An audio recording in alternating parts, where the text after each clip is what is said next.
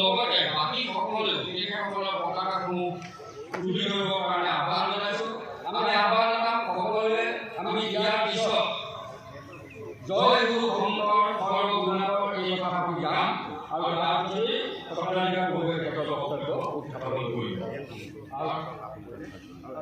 পতাকা উত্তোলনৰ লগে লগে মংগলাচৰণ পৰিৱেশিত হ'ব।